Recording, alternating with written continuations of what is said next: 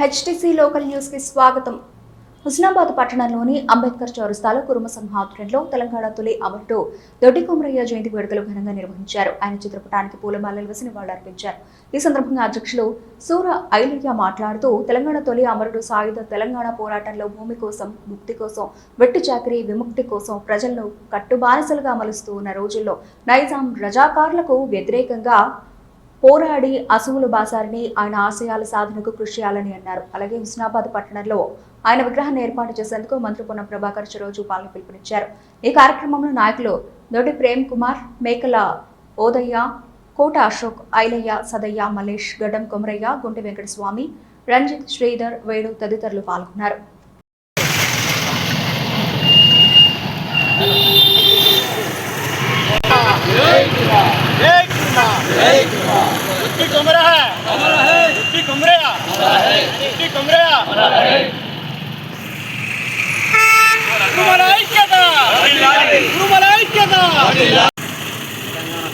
అమరవీరుడైన దొడ్డి కొమరయ్య జయంతి హుస్నాబాద్ మండల్ అంబేద్కర్ కాడ ఘనంగా చేయడం జరుగుతుంది. కురుమల ఐకమత్యంతో ముందుకు వెళ్ళడం జరుగుతుంది.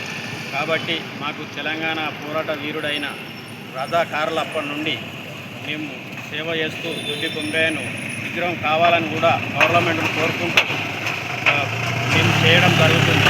దొడ్డి కొమరయ్య వర్ధంతి కూడా చేయడం జరుగుతుంది. గవర్నమెంట్కి ఇది అందరికీ నమస్కారం. ఈరోజు హుస్నాబాద్ పట్టణంలో అంబేద్కర్ కూడలిలో పెద్దలు దొడ్డి కొమరయ్య గారి జయంతి ఘనంగా నిర్వహించడం జరిగింది. ఆయన గురించి చరిత్ర మనం చూసుకున్నట్లయితే ఒక యువ కిషోరం, ఒక యువ వ్యక్తి ఆనాటి అణచివేతకు రజాకార్ల అలాగే దేశ్ముఖుల వాళ్ళ పెత్తనానికి ఎదురెళ్ళి పోరాడారు. వ్యవస్థలో మార్పు రావాలని అందరూ సంఘాలు ఏర్పాటు చేసుకోవడం జరిగింది. ఆ సంఘాలలో పూట తొలి అమరుడయ్యారు.